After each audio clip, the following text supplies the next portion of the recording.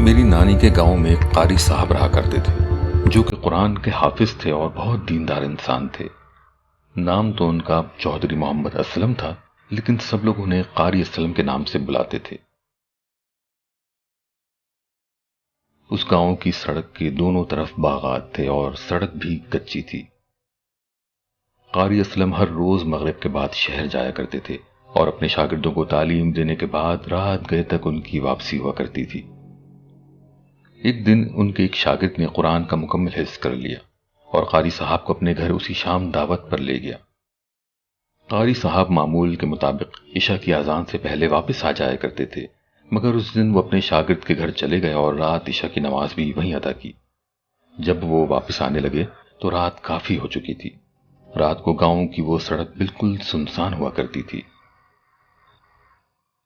قاری صاحب سنسان رات میں اس کچی سڑک پر اپنی سائیکل پر گاؤں واپس آ رہے تھے کہ انہوں نے راستے میں ایسا عجیب منظر دیکھا جسے وہ کچھ اس طرح سے سناتے ہیں۔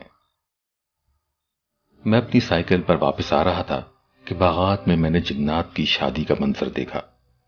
جنات کے گھر دیکھے جو کہ بہت پرانے انداز سے تعمیر کیے گئے تھے۔ یہ دیکھ کر میں فوراً اپنی سائیکل سے اترا، کیونکہ وہاں صرف اور صرف باغات ہوتے تھے، تو وہاں کسی کا بھی گھر موجود ہونا عجیب بات تھی۔ کہ انہیں وہ جنات انسانی شکل میں دکھائی دے رہے تھے، وہ یہ دیکھ کر حیران رہ گئے۔ قاری اسلم کو دیکھ کر ایک جن کے پاس آیا اور کہنے لگا، آج میری بہن کی شادی ہے، آپ میری بہن کی شادی میں شرکت کر لیں اور ہمارے اہل خانہ کے لیے دعا فرمائیں۔ قاری صاحب اس جن کے ساتھ چلے گئے۔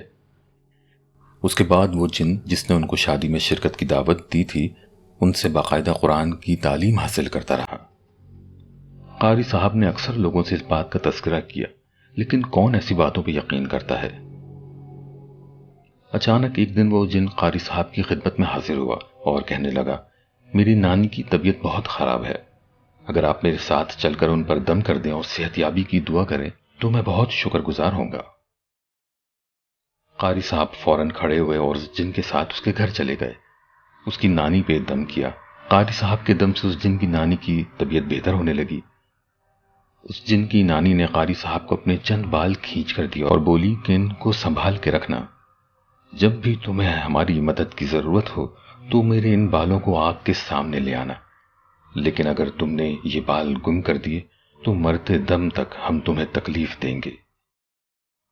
قاری صاحب وہ بال لے کر اپنے گھر آ گئے اور خوشی سے یہ بات ہر جگہ پھیلا دی۔ انہوں نے اپنے گھر کی گیلری میں بہت سنبھال کر وہ بال رکھ لیے۔ ایک سال بعد قاری صاحب کے بیٹے کا ایکسیڈنٹ ہو گیا۔ ڈاکٹر نے کہا کہ آپ کے بیٹے کا بچنا بہت مشکل ہے، آپ 5 لاکھ کا بندوبست کیجیے تاکہ ہم اس کا علاج جاری رکھ سکیں، مگر یاد رکھیے کہ اس کی طبیعت بہت خراب ہے، آپریشن کے بعد بھی اس کی جان جا سکتی ہے۔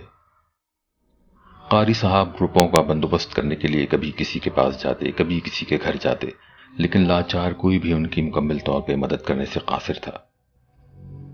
اسی اثنا میں ان کو اپنے اس جن شاگرد کی یاد آئی۔ وہ فوراً گھر واپس آئے اور بال ڈھونڈنے لگے۔ گیلری پر چڑھے تو بال اسی جگہ موجود نہ تھے جہاں انہیں رکھا گیا تھا۔ اسی وقت قاری صاحب کو زوردار جھٹکا ملا اور وہ گیلری سے زمین پر منہ کے بل جا گرے۔ جب انہیں ہوش آیا تو وہ منحوس خبر انہیں ملی کہ ان کا بیٹا انتقال کر چکا ہے۔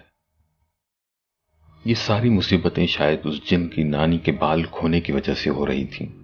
اس کے بعد بھی جنات نے انہیں بہت بری تکالیف پہنچائیں، تقریباً انہیں پاگل ہی بنا دیا۔ سننے میں تو یہ واقعہ بہت عجیب لگتا ہے، عموماً لوگ ایسے واقعات کا یقین نہیں کرتے بلکہ مذاق اڑاتے ہیں، لیکن احمد صاحب اس بات پہ بضد ہیں کہ یہ واقعہ بالکل سچا ان کے گاؤں کا ہے۔ وہ قاری صاحب آج بھی زندہ ہیں، لیکن نیم پاگل حالت میں رہتے ہیں۔ اکثر سننے میں آتا ہے کہ ان پر جنات کی حاضری بھی ہوتی ہے۔ اللہ پاک ہم سب کو ایسے شریر جنات سے محفوظ رکھے۔